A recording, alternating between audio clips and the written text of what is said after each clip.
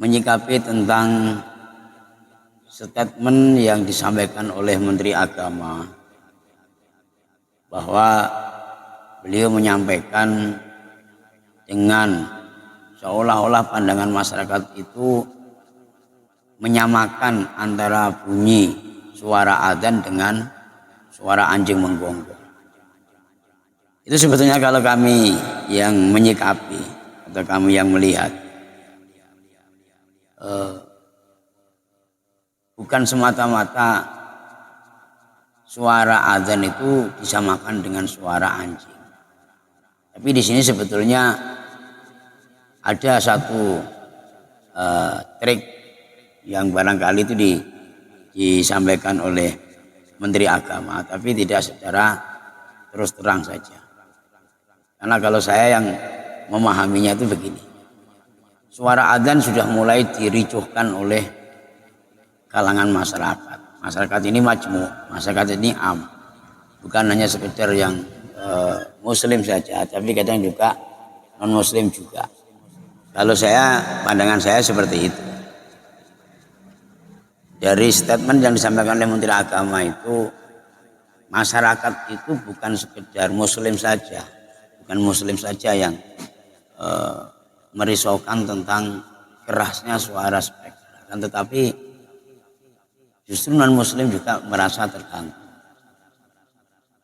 Makanya beliau menyampaikan bahwa kalau seandainya kanan kiri depan belakang kita ini tetangga kita punya anjing sehingga semuanya itu menggonggong, tentunya kita yang berada di tengah-tengah juga merasa risih, merasa risau, merasa terganggu, kan begitu. Jadi kalau boleh saya jujur, mungkin di atas sana itu pandangan-pandangan pemerintah itu ada beberapa saudara kita ataupun tetangga kita yang mereka statusnya itu bukan muslim, tapi merisaukan tentang suara speaker ini, sehingga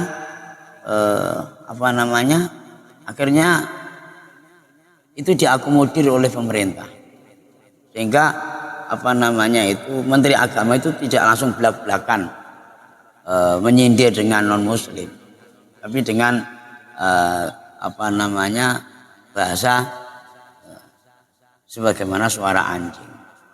Karena kalau boleh jujur saja, ini orang adzan kok diributkan, sementara mereka yang non muslim punya anjing menggonggong tiap hari, juga ada orang muslim yang merasa terganggu, kan begitu. Jadi kalau menurut saya hal yang semacam itu sudahlah, tidak usah terlalu dibesar-besarkan. Itu tergantung kita, tergantung sudut pandang kita. Kalau kita memaknainya dengan sudut pandang kebencian, ya apapun dasarnya, yang namanya kalau sudah benci itu ibarat pepatah mengatakan susu pun rasa pahit. Akan tetapi kalau kita sikapi dengan sebuah mahabbah ataupun kesenangan, ibarat pepatah kayak kude pun rasa coklat. Persoalannya di situ. Jadi jangan langsung dibesar-besarkan terus dikait-kaitkan ini Menteri Agama menyamakan suara adzan dengan suara anjing menggonggong. Itu sudut pandang kita itu yang keliru. Ya, sudut pandang kita yang keliru. Makanya tidak usah terlalu dibesar-besarkan, dan kita juga jangan sampai terprovokasi dengan orang-orang yang tidak senang akibat daripada media sosial yang sudah booming, ya kan? Dan kita tidak tahu yang memboomingkan itu siapa, notabene mereka siapa, mereka betul-betul benci hanya sekedar mencari sensasi. Ini kadang umat atau masyarakat yang di bawah ini kadang mereka tidak mampu memfilteri daripada kalimat-kalimat itu, sehingga banyak juga korban daripada media sosial itu yang terprovokasi. Coba kita lihat itu, ternyata di sana juga ada sebuah YouTube yang mereka itu demo dengan membawa bendera kalimah thayyibah, bendera la ilaha illallah berwarna hitam itu. Masyarakat kecil tahu enggak? Ya. Umat yang bawah ini tahu enggak? Mereka notabene siapa? Ya. Mereka hanya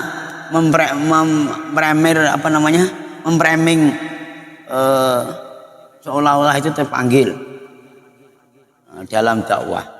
Sementara kita tidak tahu bahwa itu ada visi misi yang kurang baik. Itu sekali lagi saya sampaikan, udah cukuplah islah, ya kan? Tidak usah terlalu dibesar-besarkan. Kita tidak tahu hiruk pikuk yang ada di atas sana. Ketika Menteri Agama memutuskan hal yang semacam itu juga melalui musyawarah mufakat. Ya mungkin hanya itu yang bisa kita sampaikan. Mudah-mudahan ada manfaatnya dan bisa menginspirasi kepada kita agar kita sebagai umat itu selalu arif dan bijaksana dalam menyikapi dalam segala apapun.